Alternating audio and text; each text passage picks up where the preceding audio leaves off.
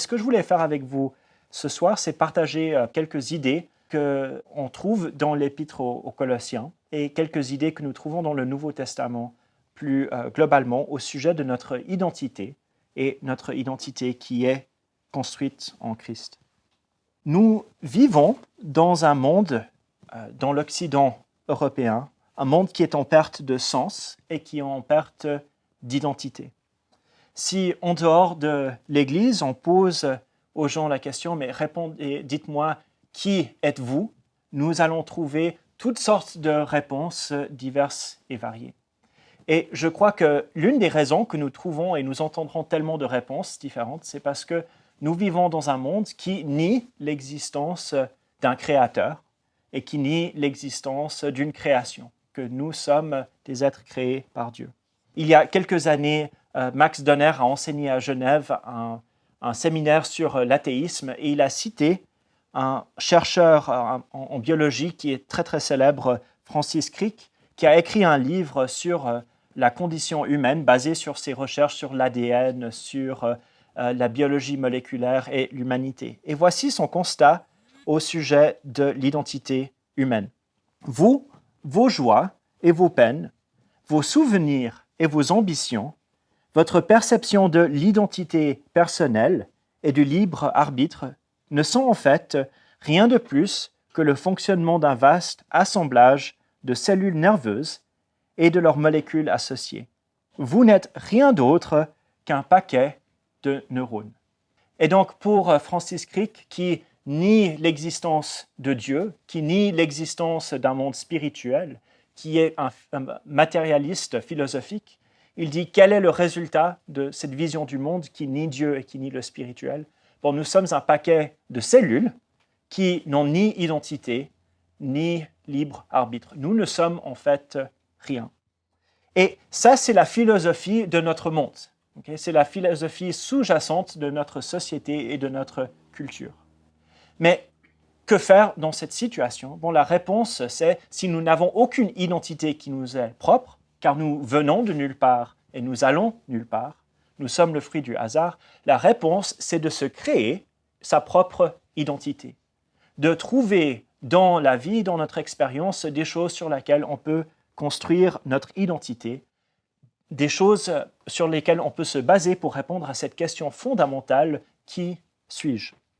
Et voici certains domaines que les gens utilisent pour construire leur identité. On peut construire son identité autour de son travail, de sa profession, de l'utilité que l'on a dans la société. Je me souviens, je parlais avec une dame qui était venue à un événement avec une amie et après coup, j'ai demandé à cette dame, bon, raconte-moi l'histoire de ton amie. Et elle m'a raconté l'histoire en disant, bon, elle fait telle profession, elle travaillait à tel endroit, etc.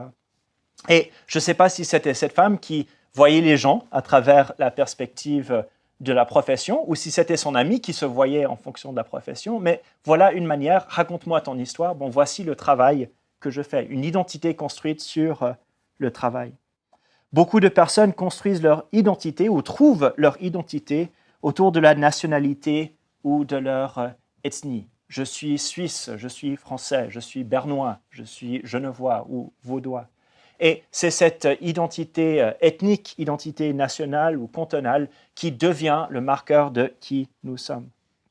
Beaucoup de personnes construisent leur identité par leur fréquentation, leurs amis. La place qu'ils ont dans un cercle proche d'amis, c'est cela qui leur permet de trouver une identité.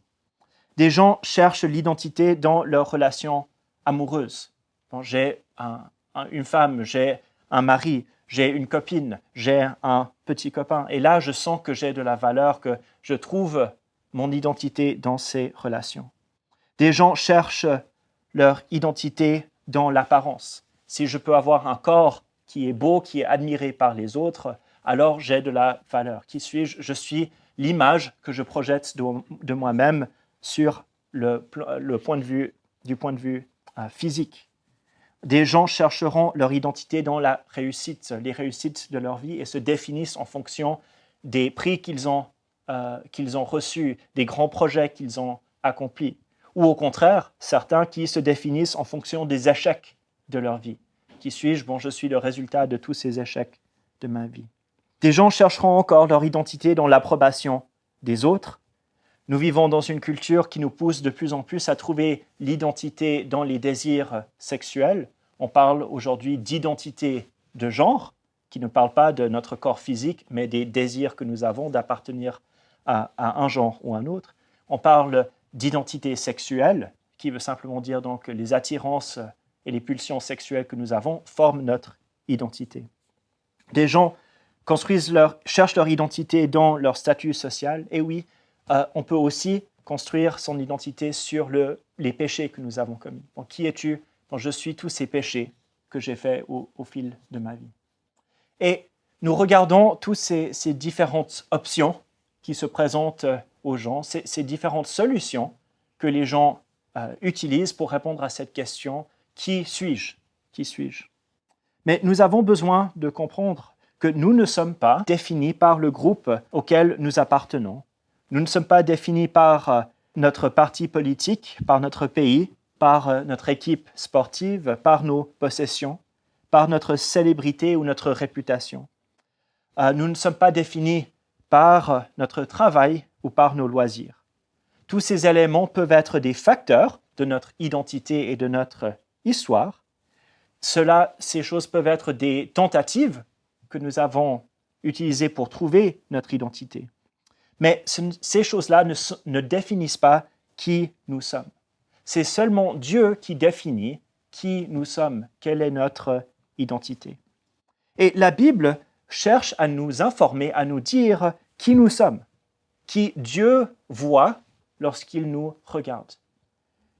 Ce que Dieu dit que nous sommes et ce que Dieu dit que nous devrions être. Et l'un des messages centraux de la Bible, c'est de nous informer qui nous sommes vraiment, de nous informer de notre place dans le dessein de Dieu et de comment nous devrions vivre en fonction de l'identité que Dieu nous a donnée et l'identité que Dieu désire nous donner. Et donc, j'aimerais juste parler de quelques idées liées à cette identité que Dieu nous donne. Et une chose que je crois que c'est Greg Young de Marseille qui m'a fait penser à cela la première fois, mais dans la Bible, les êtres humains posent souvent la question « Qui suis-je » Et Dieu répond à « Qui suis-je » par « Je suis ». Par « Je suis ». Et nous voyons cela dans l'appel de Moïse dans l'Ancien Testament. Mais l'une des choses que nous devons comprendre, c'est pour savoir qui nous sommes, nous devons commencer avec qui Dieu est. Et lorsque Jésus est venu, vous savez, il a fait la même chose. Il a aussi enseigné et montré aux disciples qu'il fallait commencer avec qui lui, il est, avant que les disciples puissent comprendre qui eux, ils sont. Et je reviens à l'épisode que nous avions vu il y a 2 semaines ensemble, quand Jésus demande aux disciples qui il est. Matthieu 16, les versets 15 à 18. On était dans Luc il y a 2 semaines, mais c'est la même histoire. « Mais vous, leur dit-il, qui dites-vous que je suis ?»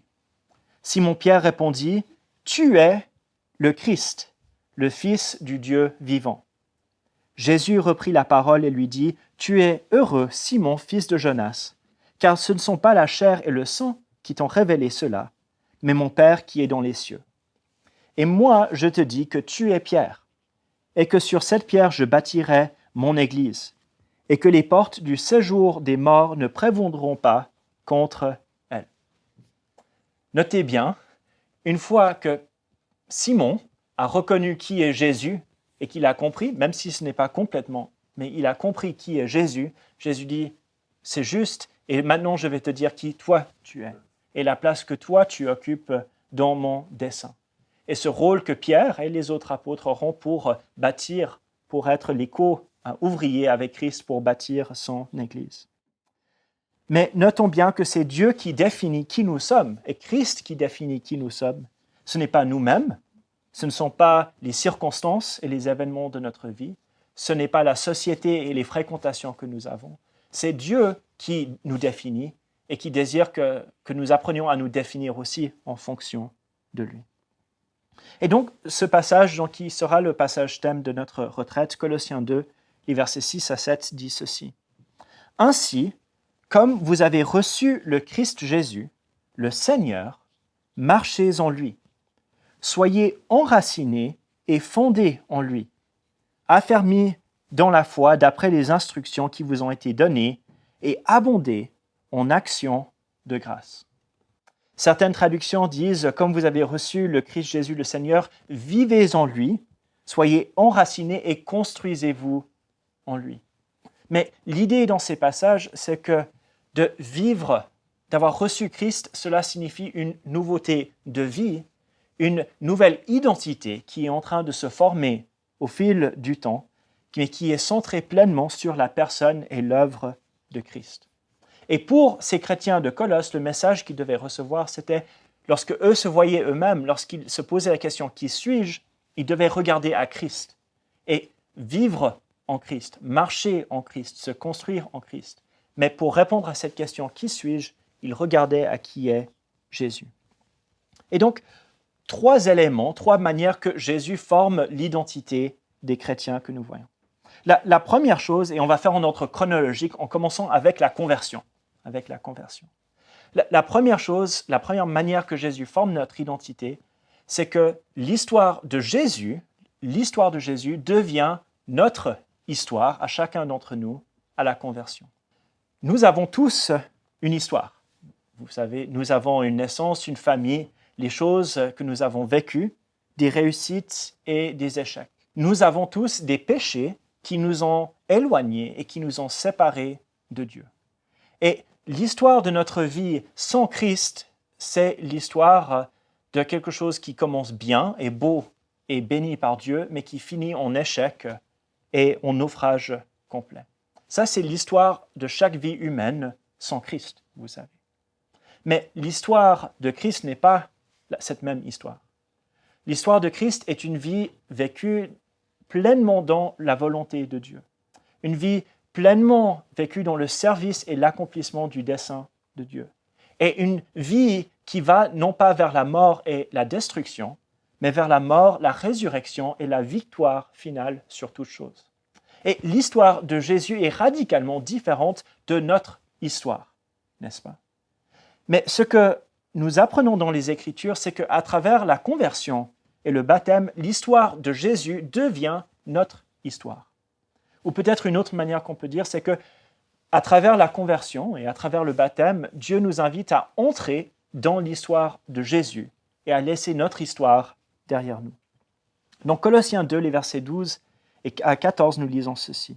« Ensevelis avec lui par le baptême, vous êtes aussi ressuscités en lui et avec lui, par la foi en la puissance de Dieu, qu'il a ressuscité d'entre les morts. Vous qui étiez morts par vos offenses et par l'incirconcision de votre chair, il vous a rendus à la vie avec lui, en nous faisant grâce pour toutes nos offenses. Il a effacé l'acte rédigé contre nous et dont les dispositions nous étaient contraires, il l'a supprimé en le clouant sur la croix. » Notez bien ce qu'il dit ici. Ensevelis avec Christ par le baptême, vous êtes ressuscités en lui et avec lui. Jésus était mort et enseveli et ressuscité.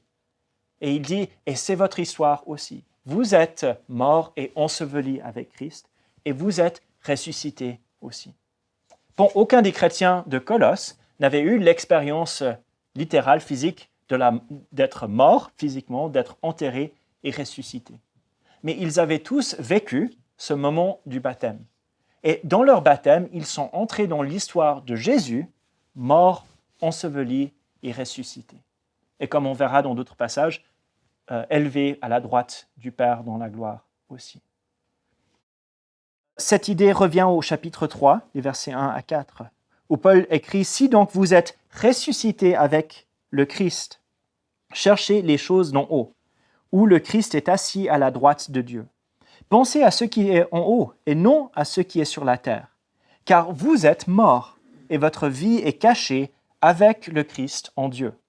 Quand le Christ, votre vie, paraîtra, alors vous paraîtrez aussi avec lui dans la gloire. » Et voilà comment a commencé la vie de ces chrétiens, leur vie en Christ, n'est-ce pas? C'est que l'histoire de Christ est devenue leur histoire. Ils sont entrés en Christ et entrés dans la vie de Christ. Vu que Christ est mort, eux sont morts aussi. vu que Christ est ressuscité, eux sont ressuscités aussi. Et désormais, l'histoire qui définit leur identité, l'histoire qui définit qui ils sont, ce n'est plus l'histoire des échecs et des péchés et de la mort de leur vie, mais l'histoire qui définit leur vie, c'est l'histoire de Jésus, qui, dans la fidélité à Dieu, est mort, ressuscité et monté à la droite du Père. Et ces passages où il parle de « vous êtes mort et vous êtes ressuscité » évoquent un moment spécifique, un événement précis quand l'histoire de Christ est devenue notre histoire. Et comme nous avons vu dans Colossiens 2, verset 12, ce moment, dans le Nouveau Testament, c'est clairement le baptême. Le baptême qui est plus que simplement le moment où nous recevons le pardon des péchés, même si c'est cela. Il y a beaucoup plus qui se passe à travers le baptême. Et l'une des choses qui se passe, c'est que nous revêtons une nouvelle identité. Nous entrons dans une histoire qui n'était pas la nôtre, mais qui devient la nôtre. On voit cela aussi dans Romains 6, les versets 3 et 4. « Ignorez-vous que nous tous qui avons été baptisés en Christ Jésus, c'est en sa mort que nous avons été baptisés. Nous avons donc été ensevelis avec lui dans la mort par le baptême, afin que, comme Christ est ressuscité d'entre les morts par la gloire du Père, de même nous aussi, nous marchions en nouveauté de vie. » Et dans Galates 3, le verset 27, où il dit « Vous tous qui avez été baptisés en Christ, vous avez revêtu Christ. » C'est-à-dire, maintenant, c'est Christ qui porte une nouvelle identité qui les couvre. Et donc, quand on parle de notre identité en Christ, ça commence avec la conversion. Notre identité en Christ, c'est quelque chose qui nous est donné par Dieu. C'est un don, c'est un cadeau de sa part, mais un cadeau qui est reçu à travers la foi, la repentance et le baptême. Et lorsque ces chrétiens étaient baptisés en Christ, ils sont entrés dans l'histoire de Jésus. Et leur relation avec Dieu, leur propre identité n'est plus définie par leur passé, mais par le passé de Christ. Et c'est une bonne nouvelle, vous savez. Bon, Dieu n'oublie pas qui nous étions avant. Okay? Notre histoire continue à former nos relations avec qui nous sommes, mais ce n'est plus l'élément déterminant maintenant. Désormais, ce qui définit qui nous sommes, c'est Jésus lui-même. Et donc, nous avons notre identité formée par Christ et par son histoire au commencement. Mais cela continue aussi au jour le jour.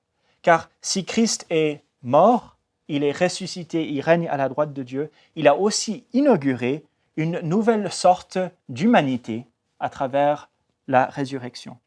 Voici certains des titres qui sont donnés à Jésus dans Colossiens. Colossiens 1, verset 15, nous lisons « Il est l'image du Dieu invisible, le premier-né de toute la création. » Il est l'image du Dieu invisible, le premier-né de toute la création. Et ces titres ici évoquent Genèse chapitre 1 et Genèse chapitre 2, n'est-ce pas? La création d'Adam, qui est l'image de Dieu qui est créée, le premier-né de toute la création qui est Adam.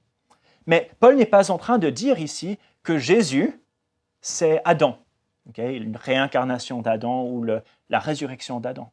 Mais il est en train de faire un parallèle entre Adam et Jésus. Non seulement de souligner que Jésus est supérieur à tous, mais qu'il est l'accomplissement parfait de tout ce que Adam devait être. Il est l'image parfaite de Dieu, alors que Adam, créé à l'image de Dieu, était imparfait à cause de son péché. Il est le premier-né de toute la création, non pas parce qu'il était créé par Dieu, mais parce que par la résurrection, Jésus est le premier-né de la nouvelle création. Et c'est ce que nous voyons au verset 18. Il est la tête du corps de l'Église, il est le commencement, le premier-né, ce même titre, le premier-né d'entre les morts, afin d'être en tout le premier. Et le but de Dieu, vous savez, ce n'est pas de jeter l'humanité et la création à la poubelle à la fin des temps. Mais son désir, c'est que la vie l'emporte sur la mort, que la création l'emporte sur le chaos et le néant. Et Dieu va recréer le monde, racheter le monde avec l'humanité. Mais qui est le premier-né de cette nouvelle création? Qui est le nouvel Adam? Le Nouveau Testament nous dit c'est Jésus. Et Jésus, par sa résurrection, inaugure la nouvelle humanité qui commence. Il est le nouvel Adam, il est le nouveau modèle de ce que c'est que d'être un être humain. Et en regardant Jésus, nous apprenons ce que Dieu désire dans l'humanité et dans la nouvelle humanité. Jésus est l'homme par excellence. Il est la manifestation de Dieu, mais il est aussi la manifestation de l'humanité à l'image de Dieu, de ce que Dieu désire dans chaque homme et chaque femme. Il est le nouvel homme. Et donc, en regardant à Jésus, les chrétiens comprennent leur identité en tant que la nouvelle humanité recréée en Jésus. Et cette nouvelle humanité est caractérisée par une manière de vivre au jour le jour. Comme le Nouveau Testament dit parfois de marcher. Pensez pas que les chrétiens marchent différemment que les autres, mais c'est une manière de prendre des décisions, une manière de traiter les autres, une manière de vivre au jour le jour qui ressemble à Jésus. Et cette idée revient dans Colossiens 3, les versets 5 à 11. Nous lisons « Faites donc mourir votre nature terrestre, l'inconduite, l'impureté, les passions, les mauvais désirs et la cupidité qui est une idolâtrie. C'est pour cela que vient la colère de Dieu. Vous marchiez ainsi autrefois lorsque vous viviez dans ces péchés. Mais maintenant, vous aussi rejetez tout cela. Colère, animosité, méchanceté, calomnie, paroles grossières qui sortiraient de votre bouche. Ne montez pas les uns aux autres. Vous qui avez dépouillé la vieille nature avec ses pratiques, et revêtu la nature nouvelle qui se renouvelle en vue d'une pleine connaissance selon l'image de celui qui l'a créée. Il n'y a là ni grec, ni juif, ni circoncis, ni incirconcis, ni barbare, ni scythe, ni esclave, ni libre, mais Christ est tout en tous. Et vous voyez combien cette manière de vivre est liée à l'identité. Il y a une vieille nature ou une vieille humanité qui existait avant. Et qu'est-ce qui caractérisait cette humanité? Bon, c'est tous ces péchés et d'autres qui sont mentionnés dans la liste, mais c'est aussi toutes ces divisions qui existaient, tous ces marqueurs d'identité qui séparaient les êtres humains. Les libres et les esclaves, les barbares et les grecs, les circoncis et les incirconcis, tous ces éléments qui séparaient les êtres humains par lesquels on se définit contre l'autre. Mais ayant revêtu la nature nouvelle, c'est-à-dire la nouvelle humanité, la nouvelle identité en Christ, ces choses ne les définissent plus. Et des esclaves et des libres sont frères et sœurs dans l'Église, partageant cette même humanité. Des Grecs et des Juifs, des barbares et des Scythes, tous participent à une seule communauté, une seule table de communion, parce qu'ils ont reçu cette nouvelle identité. Mais cela s'exprime par une vie de sainteté, n'est-ce pas? Car ils rejettent les animosités, les méchancetés, la colère, l'impureté, l'idolâtrie, toutes ces choses. Il y a une nouvelle manière de vivre qui ne ressemble plus à l'ancienne, mais qui ressemble à Christ. Et donc, nous sommes appelés à vivre en fonction de cette nouvelle humanité créée en Christ. Si nous sommes en lui, notre manière de comprendre notre personne, notre identité, notre humanité est changée radicalement en Jésus. Bon, la troisième chose, finalement, il y a le regard vers le passé, n'est-ce pas? Son histoire, notre histoire est devenue son histoire. Nous sommes entrés dans son histoire. Le présent, sa vie, la nouvelle humanité créée en Jésus devient notre identité. Il y a aussi un regard vers l'avenir aussi. Dans Colossiens chapitre 1, les versets 15 à 17, nous avons cette déclaration au sujet de la gloire de Jésus. Et nous lisons « Il est l'image du Dieu invisible, le premier-né de toute la création. Car en lui, tout a été créé dans les cieux et sur la terre, ce qui est visible et ce qui est invisible, trône, souveraineté, principauté, pouvoir. Tout a été créé par lui et pour lui. Il est avant toute chose et tout subsiste en lui. » N'est-ce pas glorieux? N'est-ce pas extraordinaire cette image de Christ? Parfois, nous avons une compréhension de Christ qui peut être un peu limitée. Parce que nous pensons à Jésus serviteur, Jésus souffrant, Jésus sur la croix. Et tout cela fait partie du dessein de Dieu et de qui Jésus est. Il est le Sauveur qui vient pour donner sa vie. Mais Jésus est aussi le Seigneur au-dessus de toute chose. Il est le Seigneur au-dessus de toute la création physique et spirituelle. avec un règne qui est éternel et qui est dans la gloire au-dessus de tout. Et Jésus n'est pas seulement Jésus crucifié et mort pour nos péchés, mais il est Jésus ressuscité et glorifié dans toute sa splendeur. Et ça, c'est l'identité de Jésus. Mais de nouveau, nous regardons à Jésus pour trouver notre identité. Et qu'est-ce que nous découvrons? C'est que Dieu désire partager cette gloire de Christ avec chacun d'entre nous. Donc Colossiens chapitre 1, les versets 26 et 27, Paul parle de la prédication, du message qu'il a proclamé aux païens.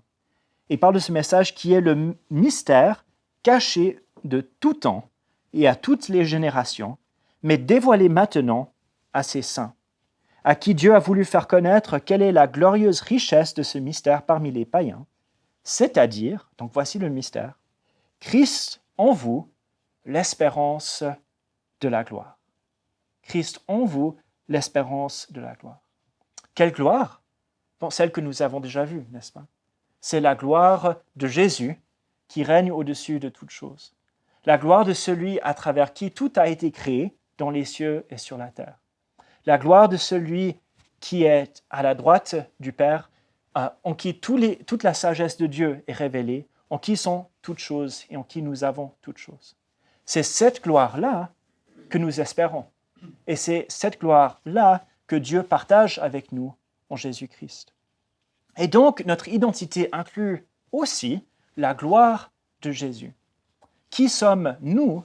Nous sommes les créatures glorifiées par Dieu en Jésus-Christ. Colossiens 3, les versets 1 à 4, je relis ce passage. « Si donc vous êtes ressuscités avec le Christ, cherchez les choses d'en haut, où le Christ est assis à la droite de Dieu. Pensez à ce qui est en haut, et non ce qui est sur la terre, car vous êtes morts, et votre vie est cachée avec le Christ en Dieu. Quand le Christ, votre vie, paraîtra, alors vous paraîtrez aussi avec lui dans la gloire. » Avec lui dans la gloire. Et voilà qui nous sommes aux yeux de Dieu, si nous sommes en Christ, n'est-ce pas?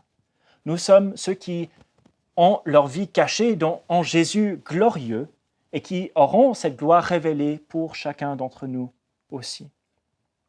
Et vous savez, de savoir cela et de croire cela vraiment peut avoir une puissance libératrice dans notre vie, où une si grande partie de la vie peut être motivée par le manque de confiance en soi, l'insécurité, par les rivalités réciproques, par le désir d'être reconnu par les autres, en disant « j'aurai seulement de la valeur, j'aurai seulement de l'importance si on me remarque, si on pense que j'en vaux la peine. » Mais ce que Dieu nous dit dans les Écritures, c'est que nous avons déjà cette valeur à ses yeux, car la gloire de Christ sera partagée avec nous.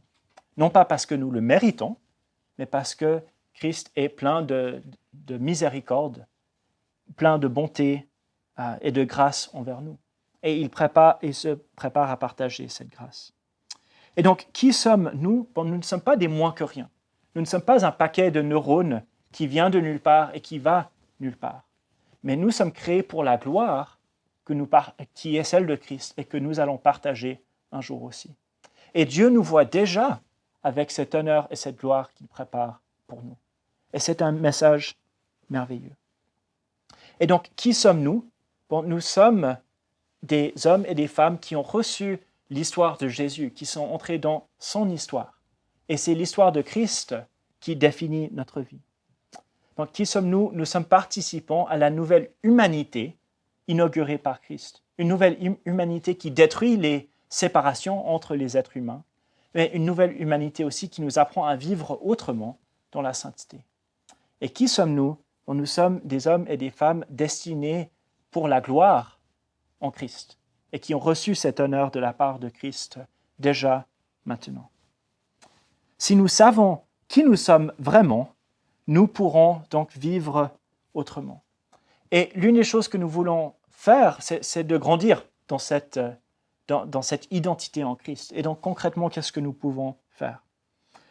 Je crois qu'il y a en tout cas 3 choses, et peut-être plus, mais l'une des choses, c'est de passer du temps avec Christ. Non seulement dans la prière, mais en lisant l'histoire de Jésus que nous avons dans les évangiles.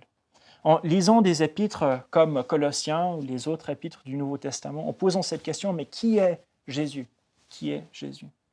Et si nous ne passons aucun temps dans notre semaine, à part les dimanches soirs et les mercredis soirs, par exemple, où nous sommes en contact avec l'histoire de Jésus, nous n'allons pas grandir notre identité en lui. On ne va pas se construire en Jésus si on ne se nourrit pas de qui il est et de son histoire. Et donc, l'une des meilleures choses que nous pouvons faire, c'est de lire ou d'écouter ce message de Jésus et de qui il est, de comment il a vécu, pour construire notre identité en lui. Une deuxième chose, je crois, essentielle, c'est de passer du temps avec l'Église, qui est, nous dit les Écritures, le corps de Christ. Nous ne sommes pas en relation avec Christ, nous ne sommes pas en train d'être construits en Christ si nous n'avons pas de relation avec l'Église. Jésus a désiré que son esprit soit vivant au milieu d'une communauté, d'une assemblée qui est l'Église. Et dans nos relations les uns avec les autres, dans les moments que nous sommes ensemble, nous sommes aussi en train d'être construits en Christ et de former notre identité en lui. Et puis, finalement, une dernière chose, ce que nous voyons dans ces passages, c'est que la connaissance n'est jamais séparée de la pratique, n'est-ce pas? Cette identité est toujours liée à comment nous vivons. Et quand Dieu nous enseigne quelque chose, c'est aussi pour former notre vie. Et nous savons que nous sommes créés pour marcher en Christ, pour lui ressembler. Et donc, un autre encouragement, si nous voulons grandir dans notre identité en Christ, c'est de ne pas rester dans l'observation ou la réflexion seule, mais de faire quelque chose de pratique cette semaine, aujourd'hui, si nous le pouvons, pour mettre en pratique cette identité. De faire quelque chose pour les autres, dans l'Église ou en dehors de l'Église, comme Christ l'aurait fait. Lorsque nous sommes en relation avec quelqu'un, en train de passer du temps avec quelqu'un, en train de voir l'occasion de servir, de dire « Maintenant, je vais agir comme Christ aurait agi dans cette situation, en servant, en mettant les besoins des autres avant moi-même, en parlant avec vérité à ceux qui sont autour de moi. » Mais de chercher des occasions pour agir et pour servir comme Christ l'a fait. Et en faisant cela aussi, nous grandirons dans notre identité en Christ. Vivons en fonction de cette nouvelle nature, cette nouvelle identité que nous avons reçue. Morts au péché et vivants en Christ, dans cette nouvelle humanité. Et nous faisons cela avec l'espérance de la gloire qui va venir.